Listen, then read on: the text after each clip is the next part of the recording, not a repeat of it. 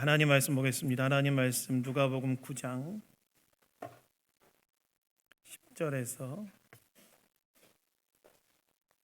17절까지 말씀입니다.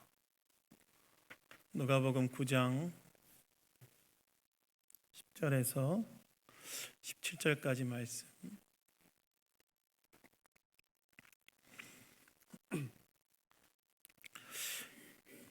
다 찾으셨으면 저와 교독하도록 하겠습니다. 누가복음 9장 10절에서 17절까지 말씀입니다.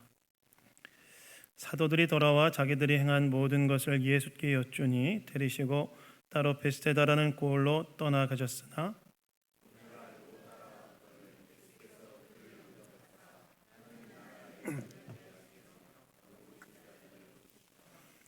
날이 저물어가며 12사도가 나와 여짜오되 무리를 보내어 두루 마을과 촌으로 가서 유하며 먹을 것을 얻게 하소서. 우리가 있는 여기는 빈들이니이다.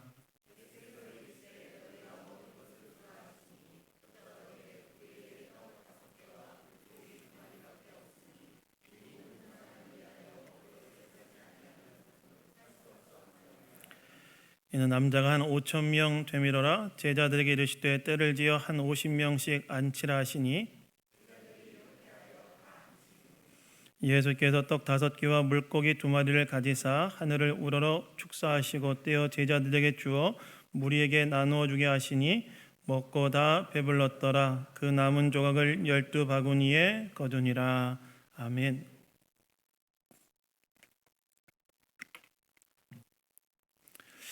예수님을 전하고 예수님을 경험하고 전하는 공동체란 제목으로 하나님 말씀 나누기 원합니다. 얼마 전에 제가 아는 어떤 목사님께서 섬기시는 교회에 방문한 적이 있습니다. 그 교회는 이 도시 외곽에 있는 작은 전원교회였는데요. 근데 그 교회에 갔을 때 한 가지 특별한 것을 제가 보게 되었습니다. 뭘 보게 됐냐면 교회 건물 내부에 작은 창고가 하나 있었는데 그 창고를 열어보니 거기에 무엇으로 채워져 있었냐면 간식으로 가득 채워져 있는 그런 창고를 제가 봤어요. 그래서 이 창고 안에 있는 간식의 용도가 무엇이냐라고 물어보니까 그 목사님께서 자기 교회 청년들을 위해 마련한 간식이라고 하시면서 청년들이 오면 언제든지 여기 있는 간식을 꺼내 먹으면서 교제할 수 있도록 교회에서 마련한 간식 창고다 이렇게 얘기하는 걸 봤습니다. 그러니까 교회 안에 작은 창고가 하나 있는데 그걸 탁 열어보니까 간식으로 온갖 과자들이 탁 채워져 있고 용도가 뭐냐 물어보니까 교회 청년들이 언제든지 와서 그것을 먹고 교제할 수 있도록 교회에서 마련한 창고다 이렇게 저한테 얘기하셨다는 겁니다. 제가 간식으로 가득 채워진 창고를 보면서 교회 청년들이 진짜 좋아하겠다.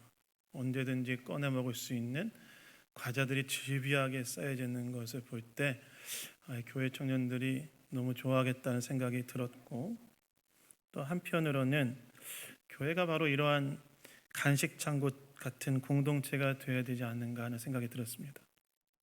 왜냐하면 교회는 바로 이 간식 창고처럼 하나님의 사랑으로 치움받고 그 사랑으로 이웃을 풍성하게 하라고 부름받은 공동체이기 때문입니다. 즉 교회는 하나님의 사랑으로 치움받고 하나님의 사랑을 경험하고 그 사랑으로 세상을 치유라고 부름받은 공동체가 바로 교회라는 거예요.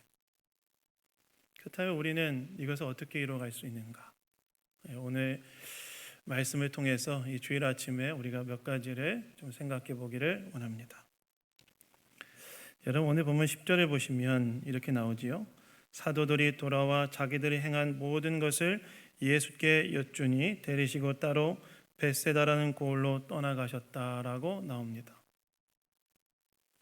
사도들이 돌아와서 자기들이 행한 모든 것을 예수께 여쭈니 데리시고 따로 예수님께서 베세다라는 고을로 떠나가셨다는 거예요. 여기서 말한 사도들이 행한 모든 것은 무엇을 말하냐면 우리가 지난주에 살펴봤던 것처럼 누가복음 9장 1절에서 9절 말씀에 나와 있는 것처럼 예수님께서 12명의 제자들에게 귀신을 제어하고 병 고치는 능력과 권위를 주신 후에 그들을 어떻게 하시죠? 갈릴리 지방에 하나님 나라를 전파하도록 내보내시죠. 그래서 12명의 제자들이 예수님의 명령을 따라서 갈릴리 지역의 많은 마을들을 두루 다니시면서 귀신 들린 자를 자유케 하고 병든 자를 치료하는 그 사역을 하는데요. 바로 이렇게 그들이 행한 모든 것을 사도들이 행한 후 12명의 제자들이 행한 후에 예수님께 돌아와서 예수님께 여쭈었다는 거예요. 여쭈었다는 말은 보고했다는 것입니다. 그러니까 예수님의 12제자들이 예수님의 명령을 따라서 하나님 나라를 전파하고 난 후에 돌아와서 자신들이 행한 모든 것을 예수님께 보고했다는 것입니다. 마치 선교사님들이 때로 우리 교회 방문해서 선교 보고를 하는 것처럼 12명의 제자들이 갈릴리 지방을 다니면서 행했던 그들의 모든 선교 사역을 예수님께 돌아와서 보고를 했다는 것입니다. 그러자 오늘 본문을 보시면 예수님께서 선교 여행을 마치고 돌아온 제자들을 데리고 따로 벳세다라는 곳으로 떠나셨다고 나오는데요. 왜 예수님께서 제자들을 데리고 벳세다라는 곳으로 가셨는가? 오늘 본문에 없지만 같은 사건을 기록한 마가복음에 보시면 예수님께서 제자들을 데리시고 벳세다로 가신 이유는 그들을 쉬도록 하게 하기 위해서였다고 나와 있습니다.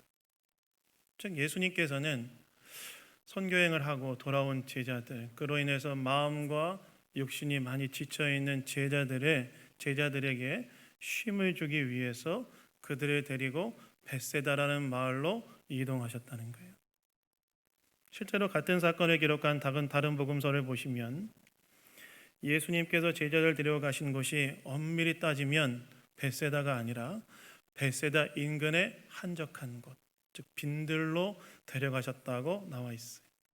즉 예수님께서는 열심히 또 선교 사역을 하고 돌아온 제자들의 지쳐 있는 마음과 육체를 회복시켜 주기 위해서 그들을 데리고 사람들이 없는 일상적이지 않은 공간으로 그들을 따로 데려가셔서 그들이 쉴 수 있도록 하게 해주셨다는 것입니다. 즉 예수님께서는 제자들의 쉼의 필요를 아시고 그들의 쉼의 필요를 채워주시기 위해서 예수님께서는 행동하셨다는 거예요. 여러분 여기에서 우리는 예수님이 어떤 분이신지 한 가지 알 수 있는 것이 있는데요. 예수님은 어떤 분이십니까? 예수님은 어떤 분이시냐면 우리에게 쉼의 필요가 있음을 아시고 우리에게 쉼을 주시는 분이 바로 예수님이시라는 거예요. 예수님께서는 우리의 전인에 대한 관심, 우리의 모든 것, 우리의 마음, 우리의 육신, 우리의 삶의 모든 전인의 필요를 다 아시고 그 필요를 채우시기 위해 행동하시는 분이 바로 예수님이시라는 것입니다.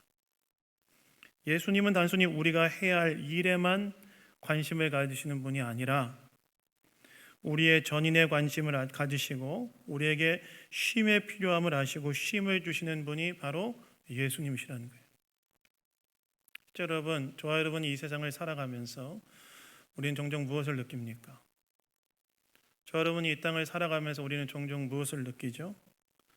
세상은 생존을 위해 정말 치열하게 살아가는 장소처럼 느껴지고 때로 정말 쉼 없는 곳처럼 느껴지는 곳이 세상이지 않습니까? 마치 애굽의 종된 상태에 살았던 이스라엘 백성들이 고된 노역으로 고통스러워하면서 참 쉼없이 살았잖아요. 이스라엘 백성들이 애굽의 종된 상태에서 하루도 쉴 날이 없었다라고 이야기하고 있는데요. 우리가 마치 세상을 살아가면서 우리는 뭘 느끼느냐? 쉼없는 장소처럼 느껴진다는 거예요. 그런데 그러한 세상에서 진정한 쉼을 주시는 분이 누구이냐? 그런 쉼없이 보이는 이 세상에서 진정한 쉼을 주시는 분은 누구냐? 예수님이시라는 거예요. 근데 여러분, 여기서 우리가 한 가지 딱 알아야 될 것이 있습니다. 예수님께서 우리에게 진정한 쉼을 주시는데 우리가 알아야 될 건 무엇이냐면 진정한 쉼이란 예수님 그분 자체에 있다는 사실을 우리가 좀 알 필요가 있다는 것입니다. 여러분, 오늘 본문에서 예수님께서는 제자를 데리시고 따로 한적한 곳으로 가셔서 그 일상의 공간으로부터 그들을 분리해 내어서 좀 쉬게 하셨는데, 물론 그런 것들이 쉼을 주지만, 그러나 우리의 쉼의 진정한 쉼은 어디서부터 오느냐? 예수님 그분 자체에서부터 온다는 거예요. 사실 우리가 일상의 공간에서 분리되어 쉬는 시간이 필요하고, 그것이 우리에게 정신적, 육체적 회복을 우리에게 줍니다. 근데 여러분, 사실 그러한 쉼이 우리의 인생에 환기를 주지만 그것이 우리의 인생의 진정한 다양한 문제의 답이 되는가 했을 때는 그러지 않음을 깨닫게 되죠. 사실 여러분 생각해 보십시오. 쉼이 필요해서 오늘 제자들처럼 따로 한적한 곳에 가서 잠깐 쉬고 돌아온다 할지라도 뭐가 남아있죠? 여전히 우리의 인생에서 해결해야 될 문제는 그대로 남아있지 않습니까? 우리가 이 인생의 문제에서 쉼이 필요하여서 따로 한적한 곳에 가서 잠깐 쉬고 오는 경우가 있지만, 그래서 환기가 되고 심적으로도 회복이 되고 육체적으로 회복이 되지만, 갔다가 돌아오면 여전히 뭐가 남아있어요? 그 문제가 여전히 해결되지 않고 그대로 남아있는 것을 보지 않습니까?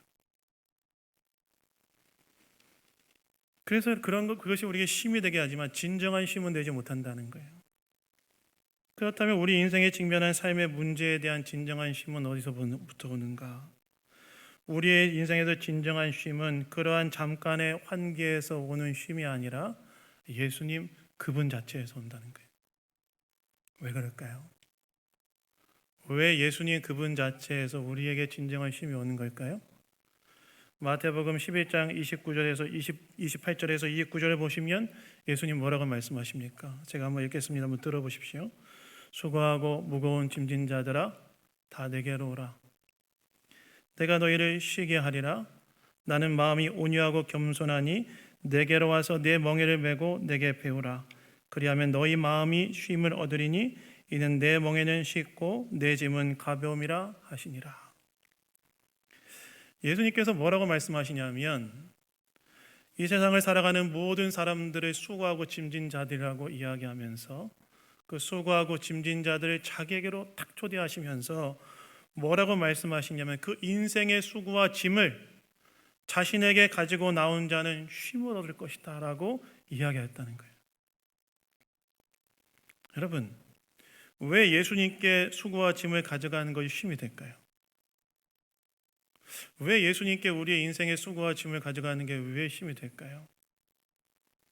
여러분, 마태복음 11장 29절에 보시면 예수님께서 우리가 쉼을 얻기 위해서 우리에게 뭐가 필요하다고 말씀하시냐면 내 멍에를 메는 게 필요하다고 말씀하세요. 여러분, 이거 좀 이상하지 않습니까? 뭐가 이상합니까? 멍에를 메는 것이 왜 쉼이 됩니까? 여러분, 멍에가 뭔지 아세요? 여러분 멍에가 뭔지 아십니까? 제 시골 살아서 저는 멍에가 뭔지를 아는데, 그 소로 하여금 밭을, 여러분 다 도시 출신이시죠? 잘 모를 수 있겠지만 전 시골 출신이 아는데, 멍에는 뭐냐면 소가 밭을 가게 하기 위해서 탁 매는 게 멍에예요. 근데 멍에하면 우리가 떠올리는 것이 아예 삶을 더 얼매이게 만드는 것 같은데, 왜 멍에를 매는 것이 왜 쉼이 되는가? 여러분, 이것을 이해하기 위해서는 당시 유대인들이 소로 하여금 밭을 갈 때 매게 했던 멍에에 대한 이해가 필요한데요. 여러분, 당시 유대인들은요, 소가 밭을 갈 때 그 멍에를 어떻게 만들었냐면 두 마리 소가 함께 밭을 갈도록 하게 만드는 멍에를 만들었어요. 그러니까 그 멍에는 한 소가 매는 멍에가 아니라 몇 마리 소가 매는 멍에라는 거예요? 몇 마리 소가 매는 멍에라는 거예요? 그렇죠. 두 마리가 매게 하는 멍에라는 거예요. 그래서 예수님께서 수고하고 무거운 짐진 자들아 다 내게로 오라. 내가 너희를 쉬게 하리라. 그리고 내 멍에를 메고 내게 배우라 했을 때 그 내 멍에를 메라고 할 때 그 멍에를 메라는 말은 어떤 말이냐면 예수님께 내 인생의 수고와 짐을 가져가면 예수님께서 어떻게 해주신다는 거예요? 그 수고와 짐을 함께 주시는 멍에를 함께 지어주신다는 거예요. 예수님께서 내 멍에를 메라고 하실 때 그 멍에 중에 하나는 누가 메신다는 것입니까? 예수님께서 메어주신다는 거예요. 즉 예수님께서 내 멍에를 메라는 말은 예수님께서 내가 내 인생의 수고와 짐을 가져가면 그 수고와 짐을 예수님께서 함께 메어주신다는 거예요. 그런데 여러분, 그 예수님은 어떤 분이세요? 나는 마음이 온유하고 겸손하니. 그분 그렇게 인생의 수고와 짐을 우리가 가져올 때 우리를 비난하거나 외면하지 않으시고 받아주시고, 또 그분 어떤 분이십니까? 우리가 이 누가복음의 말씀을 함께 살펴봤던 것처럼 말씀으로 바람과 물결을 잔잔하게 하시고 말씀으로 군대 귀신을 제압하시고 말씀으로 죽은 야이로를 살리셨던 능력의 주님이 바로 예수님이 아니십니까? 근데 예수님께서 뭐라고 말씀하시냐면 수고와 짐, 너희 인생의 수고와 짐을 가지고 오면 내가 너희들의 그 수고와 짐을 함께 져주겠다.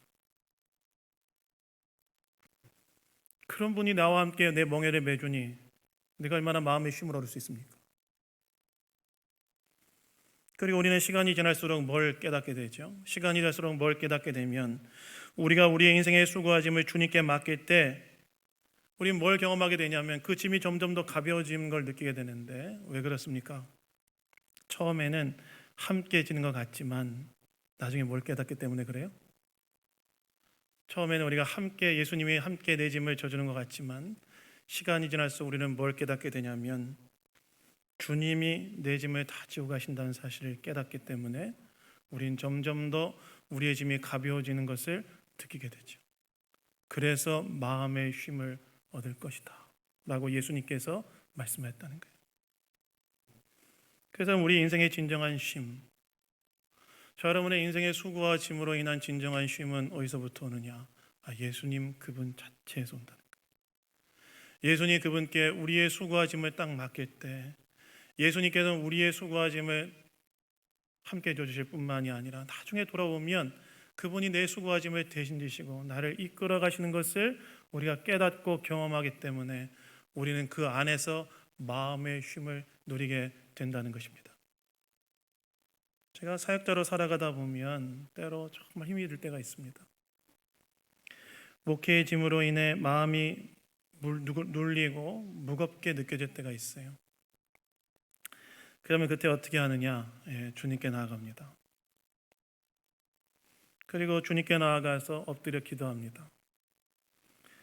근데 그렇게 기도를 끝내고 나올 때 뭘 느끼냐면 마음이 가벼워져 있는 걸 느껴요. 주님께 나아가서 목회의 무거운 짐으로 눌려있는 마음을 아뢰고 돌아 나올 때 마음이 가벼워져 있는 걸 느껴요. 문제가 해결된 건 아닙니다. 여전히 문제는 그대로 존재하지만 마음이 가벼워지는 것을 느끼는 이유는 무엇이냐면 기도 중에 주님께서 내 짐을 대신 지시고 주님이 내 짐을 함께 져주실 뿐만 아니라 대신 져주시고 그것을 하고 그 짐을 져주시고 계시다는 사실을 깨닫게 되고 그것을 경험하기 때문에 딱 기도를 끝내고 돌아 나올 때 제 마음에 무엇을 느끼느냐? 마음이 가벼워진 걸 느껴요. 뭘 경험한 거예요? 마음의 쉼을 누리게 된 거죠. 실제로 저와 여러분 다 이거 경험하지 않습니까? 우리가 우리의 인생의 짐을 가지고 주님 앞에 나와 기도하고 돌아갈 때 마음의 짐이 가벼워지는 것을 경험하지 않습니까? 왜 그렇습니까? 기도하는 중에 주님이 우리의 짐을 대신 져주신 것을 깨닫고 경험했기 때문에 내 인생의 이 수고와 짐 주님이 지고 계시는구나. 주님이 대신 져주시고 계시는구나. 이 사실을 깨달았기 때문에 우리는 돌아갈 때 마음이 가벼워지고 마음의 쉼을 얻어 누리게 된다는 것입니다. 그래서 여러분, 인생에 감당해야 되는 수고와 짐이 있습니까? 우리의 인생의 수고와 짐을 대신 져주시는 주님 앞에 나아가십시오. 그리고 우리의 인생의 수고와 짐을 주님 앞에 내려놓으십시오. 그분은 우리보다 훨씬 더 지혜로우시고 그분은 우리의 지각보다 훨씬 더 뛰어나시고 그분은 저와 여러분의 선한 목자 되시고 선한 아버지가 되시어서 우리 인생을 인도해 가시는 분이시고 우리의 수고와 짐을 드렸을 때 우리를 위하여 대신 그 짐을 져주어 가시는 분이시기 때문에 저 여러분이 주님 앞에 나가 우리의 수고와 짐을 맡길 때 우리는 마음의 쉼을 누리게 될 줄로 믿습니다. 그래서 여러분, 주님께서 우리의 수고와 짐을 대신 져주신다는 사실을 기억하시고 주님께 여러분들의 수고와 짐을 맡김을 통하여 참된 쉼을 누리시는, 참 쉼이 없어 보이는 이 세상에서 참된 쉼을 누리시는 이 자리는 저와 여러분 다 되기를 주님의 이름으로 축원합니다. 근데 오늘 본문을 보시면 이렇게 예수님께서 제자들과 함께 베세다 골 근처에 있는 빈들로 가셨을 때 어떤 일이 일어났다고 이야기합니까? 11절에 보시면 무리가 알고 따라왔다라고 나와 있습니다. 예수님께서 선교여행을 마치고 돌아온 제자들을 쉬도록 하게 하기 위해서 따로 한적한 곳 빈들에 예수님께서 제자들 데리고 홀래 가셨는데 그 이야기를 어떻게 들은 무리가 예수님을 따라왔다는 거예요. 특별히 같은 사건을 기록한 마태복음과 마가복음을 보시면 예수님과 제자들은 배를 타고 이동한 반면에 이 무리는 어떻게 예수님을 따라갔다고 이야기하고 있냐면 걸어서 뛰어서 따라갔다고 나와 있어요. 그리고 걸어서 뛰어서 그 예수님과 제자들이 가고자 하는 도착지에 갔는데 예수님보다 훨씬 더 빨리 거기에 와 있었다고 기록되어 있습니다. 여러분, 우리가 어디를 이동할 때 배를 타고 이동하는 거 쉽습니까? 걸어서 뛰어서 가는 거 쉽습니까? 어려운 질문 아닌 것 같은데요, 그렇죠? 여러분, 우리가 어딘가를 이동할 때 배를 타고 이동하는 게 쉽습니까? 걸어서 뛰어서 가는 게 쉽습니까? 다시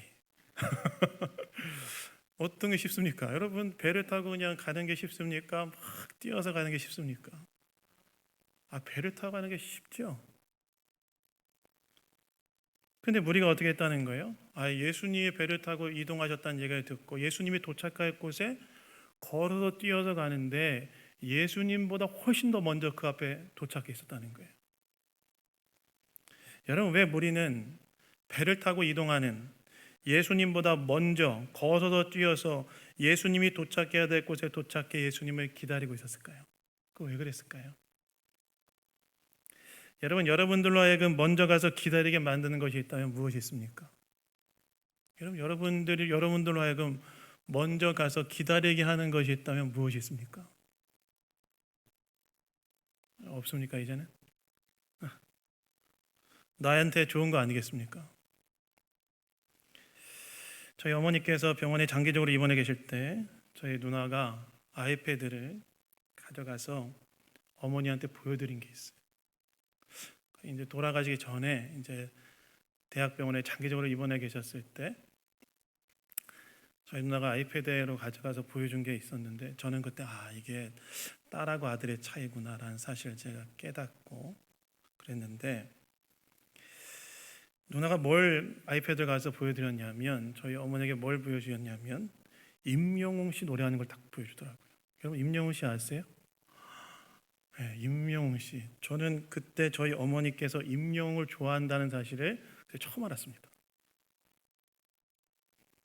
그때 어머니께서 임영웅 노래를 좋아한다는 사실을 알고 어머니가 바쁘셔서 이제 괴로운 상황에서 위로를 받으시라고 임영웅 노래를 탁 틀어주고 있는데 저랑 누나가 이제 스위치해야 될 때가 있어요. 그러니까 어머니가 그때 집중 치료실에 계셔서 가족 한 명은 무조건 돌아가면서 돌봐야 되는데 근데 저희 누나랑 스위치할 때 저희 누나가 저한테 얘기하더라고요. 어머니 저거 잘 틀어드리고 있어라. 임영웅 노래. 그러면서 보니까 임영웅이라는 사람을 제가 조금 확인해 보니까 이 사람 참 장난 아니더라고요.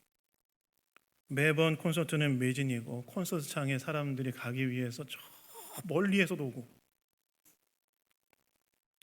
들어가기 전에 미리 준비한다는 얘기를 듣고 이게 진짜 놀랍다 이런 생각을 했는데 왜 그 사람들이 그럴까요? 좋아하니까 그렇죠. 마찬가지로 무리가 예수님보다 먼저 걸어서 뛰어서 가서 예수님이 도착하신 곳에 가서 딱 기다린 이유는 무엇일까요? 예수님이 제가 지금까지 했던 모든 이야기들이 참 무슨 의미가 있는가 갑자기 그런 생각이 드는데, 예수님이 어때서 그래요? 예수님이 좋아서 그런 거죠. 좋아서. 그럼 예수님의 무엇이 좋았느냐? 같은 사건을 기록한 마가복음에 보시면 이것을 알 수 있는 구절이 있는데요. 예수님께서 자기에게 나오는 큰 무리를 보시고 어떻게 반응하셨다고 나오냐면 이렇게 나옵니다. 한번 들어보십시오. 예수님께서는 자신에게 나오는 큰 무리를 보시고 목자 없는 양 같음으로 인하여 불쌍히 여기셨다. 이렇게 나와 있어요. 예수님께서 자신에게 나오는 무리를 보시고 목자 없는 양 같음으로 인하여 불쌍히 여기셨다는 건데, 이 말은 무슨 말입니까? 사람들이 예수님께 무엇을 느꼈다는 거예요? 목자를 느꼈다. 여러분, 당시 갈릴리 지방에 목자가 없었습니까? 있었습니다. 갈릴리의 분봉왕이 어떤 헤롯 안디바도 있었고, 저 예루살렘에는 대제사장이었던 가야바와 안디바도 있었습니다. 그러나 그들에게 목자를 느끼지 못한 거예요. 예수님한테 뭘 느낀 거예요? 예수님한테 목자를 느낀 거예요. 즉, 사람들이 예수님께 나온 이유는 무엇이냐? 예수님을 통해 목자를 경험했기 때문에. 예수님 배 타고 가는데 이 사람들은 걸어서 뛰어서 예수님보다 먼저 예수님이 도착할 곳에 탁 와가지고 예수님을 기다리고 있었다는 거예요. 여러분, 목자는 어떤 존재입니까? 여러분, 목자는 어떤 존재냐면 자기들의 양들을 세심하게 돌보는 존재가 목자지요. 그래서 목자는 양들을 맹수의 위로부터 지키고, 또한 양들이 먹고 마실 수 있도록 필요를 제공해주고, 또 다른 푸른 뿔밭과 쉴 만한 물가로 인도해주는 자가 바로 목자이지 않습니까? 그런데 이 무리들이 예수님께로부터 뭘 느꼈냐? 목자를 느껴서, 이분이 나를 세심하게 돌봐주시는구나. 이분이 나를 위협으로부터 지켜주시고, 이분이 나를 정말 돌봐주시고 나의 필요를 제공해 주시는 분이시구나 라는 것을 예수님을 통해 느꼈기 때문에 이들이 어떻게 한 거예요? 걸어서 뛰어서 예수님보다 먼저 딱 거기에 도착한 거예요. 그래서 예수님 어떻게 하십니까? 11절에 보시면 그들을 영접하사 하나님 나라의 일을 이야기하시고 병 고칠 자를 고쳐주셨다라고 나와 있는데, 목자에 대한 갈망으로 자신에게 나온 무리를 예수님께서는 사랑으로 맞이해 주시고 그들의 필요를 채워주셨다. 여러분, 저는 여기에서 교회가 이 땅에서 어떤 공동체가 되어야 하는지에 대해 한 가지 깨닫게 되는 것이 있다고 생각합니다. 무엇일까요? 교회는 어떤 공동체가 되어야 되느냐? 목자에 대한 갈망이 있는 이 땅의 사람들에게 진정한 목자 되신 예수님을 만날 수 있도록 도와주는 공동체가 되어야 된다. 우리가 예수님을 통해 쉼을 누리지만 내 수고와 짐을 다 주님께 맡김을 통하여 주님이 대신 내 짐을 져주시고 가는 것을 경험함을 통하여 마음의 쉼을 누리지만, 거기에서 우리가 그치는 것이 아니라 이 땅을 살아가는 사람들 안에 있는 목자에 대한 갈증을 보고 진정한 목자 되신 예수님을 사람들이 만나도록 돕는 그러한 공동체가 되어야 된다는 것입니다. 여러분, 사실 이 땅을 살아가는 사람들 안에 무엇이 있습니까? 저는요, 전도하러 다니다 보면 사람들 안에 결국에는 뭐가 있냐면 진정한 목자에 대한 목마름이 있다는 사실을 깨닫게 됩니다. 아무리 과학기술이 발달했다 할지라도 사람은 무엇을 느낍니까? 인간의 한계와 불안정성을 느끼고 자신의 삶을 정말 돌보고 세워줄 존재에 대한 필요를 느끼지요. 다 그걸 느낍니다. 제가 정말 인생에서 처음 교회에 나와주신 분들을 만나면요, 제가 느끼는 게 있어요. 그게 뭐냐면 이분들 안에 진정한 목자에 대한 갈증 때문에 교회 왔구나. 네, 그걸 느껴요. 처음 교회 나오시는 분들, 처음 주님께 나오는 분들을 보면 이분들이 교회 나온 이유는 인생의 진정한 목자에 대한 갈증 때문에 교회 나오는 걸 제가 느낍니다. 고단한 삶의 현실 속에서 정말 자신의 힘으로 자신의 문제를 해결할 수 없는 인간의 한계와 연약함 속에서 진정한 목자에 대한 갈증으로 주님 앞에 나왔음을 느껴요. 근데 여러분, 진정한 목자는 누가 될 수 있습니까? 사람은 진정한 목자가 될 수 없어요. 인간은 진정한 목자가 될 수 없어요. 왜요? 아무리 뛰어나고 탁월한 사람이라 할지라도 사람은 뭐기 때문에 그래요? 사람은 사람이기 때문에, 사람은 하나님이 아니기 때문에 그래요. 사람은 진정한 목자가 될 수 없어요. 제가 신대원 다닐 때 우리 학교에 정말 경건하다고 참 모든 그 신대원 학생들이 추앙하는 교수님 한 분 계셨는데, 제가 그분한테 인간론이라는 수업을 들었는데요. 네, 그분 수업 중에 제가 뒤통수를 한 대 맞은 그런 문장이 한 가지 있었어요. 그게 뭐냐면 이것이었습니다. 목양에 대한 말씀이었는데, 목양에 대해 뭐라고 말씀하시냐면, 목양은 인간이 인간을 인도할 수 없을 만큼 부패하다는 것을 아는 데서 출발하는 것이다, 이렇게 얘기하더라고요. 인간은 아무리 뛰어나고 탁월해도 인간은 인간일 뿐이라는 거예요. 인간은 인간을 인도할 수 있는 존재가 아니라는 거예요. 그러면 목양이라는 것은 무엇이냐? 인간의 진정한 목자 될 수 있는 분을 사람들로 하여금 만나도록 하게 해주는 거예요. 근데 그 사람에게 진정한 목자가 될 수 있는 분은 누구입니까? 우리의 형편과 처지를 잘 아시고 그럼에도 불구하고 바른 길로 인도할 수 있으며, 그리고 인간이 실존적으로 가지고 있는 가장 큰 두려움인 죽음 이후의 문제까지도 영향을 미칠 수 있는 능력을 갖고 계신 분, 그분이 저와 여러분의 인생에, 또 이 땅을 살아가는 사람들의 인생의 진정한 목자가 될 수 있다는 거예요. 그분 누구시냐? 바로 예수 그리스도시라는 것입니다. 그래서 교회는 뭘 하느냐? 저 여러분도 마찬가지잖아요. 저 여러분의 인생의 갈증 속에서 진정한 목자에 대한 갈망 가운데 예수 그리스도를 만나고 그 안에 참된 쉼을 누리면서 삶을 살아가고 있지 않습니까? 바로 진정한 목자 되신 예수 그리스도를 만나도록, 사람들이 만나도록 도와주는 것, 그것이 바로 교회가 해야 할 일이라는 것입니다. 그래서 여러분, 저는요, 우리가 그런 교회 되기를 소원합니다. 나의 짐을 대신 져주심으로 우리의 인생에 진정한 쉼을 주시는 예수님을 경험할 뿐만이 아니라 진정한 목자에 대한 갈증으로 목마른 이 땅의 사람들에게 진정한 목자신 예수님을 만나도록 돕는 공동체가 되기를 소원합니다. 왜요? 그것이 이 땅의 사람들의 진정한 필요이기 때문에 그래요. 그렇다면 이를 어떻게 해야 될까요? 짧게 하겠습니다. 우리가 엄청난 것을 해야 된다고 생각하지만 아닙니다. 오늘 본문을 보시면 주님께서는 자신에게 가져온 오병이요, 어린아이의 한 끼 도시락 분량을 받으시고 남자만 5,000명, 2만 명의 사람들을 먹이셨어요. 여러분, 당시 갈릴리 지방의 인구가 몇 명인 줄 아십니까? 갈릴리 지방의 인구가 정확히 따지면 17만 5천 명 정도 된다고 그랬고, 계산하기 쉽게 해서 대충 퉁쳐서 20만 하면 예수님이 2만 명 먹이면 몇 프로 먹인 거예요? 갈릴리 인구의 몇 프로를 먹인 거예요? 10%를 먹인 거예요. 오병이어를 가지고 예수님께서는 갈릴리 인구의 10%를 먹인 거예요. 우리의 작은 헌신을 사용하셔서 하나님은 하나님의 큰일을 이루신다는 거예요. 돌아오면 저희 인생에서 인생의 변화는, 중학교 3학년 때 제 친구가 저에게 교회 갈래? 했던 그 말, 교회 갈래? 했던 말에 제가 코가 깨어가지고 한번 가보자 했던 것이 저로 하여금 여기까지 오게 만들었던 것 같아요. 누군가 주님에 대한 믿음으로 작은 헌신을 드렸을 때 그것이 우리로 하여금 누군가로 하여금 배부르게 한다는 것입니다. 그래서 여러분, 큰 것을 하려고 하지 마시고 작은 것부터 진정한 목자인 예수님을 만나게 해주자. 작은 것부터 실천하십시오. 주님께서는 그 작은 헌신을 사용하셔서 하나님의 큰 일을 이루어가게 하실 줄로 믿습니다. 말씀했습니다. 여러분, 주님은 우리에게 진정한 쉼을 주시는 분이십니다.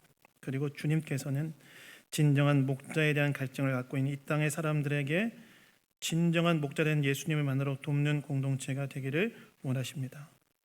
우리 교회가 진정한 쉼을 주시는 주님의 은혜를 누리고, 그리고 사람들로 하여금 진정한 목자 되는 주님을 만나러 돕는 일에 쓰임받는 교회가 되기를 예수님 이름으로 축원합니다. 잠깐 우리 기도하겠습니다. 하나님, 감사합니다. 오늘도 말씀을 통해 우리에게 이야기해 주시니 감사합니다. 우리에게 쉼을 주시는 예수님의 은총을 경험하고 누리며 또한 진정한 목자에 대한 갈증이 있는 세상에서 목자 되신 예수님을 사람들이 만나도록 돕는 교회가 되게 하여 주시옵소서. 모든 것 주님께 맡겨드리며 우리를 구원하신 예수 그리스도의 이름으로 기도드렸습니다. 아멘.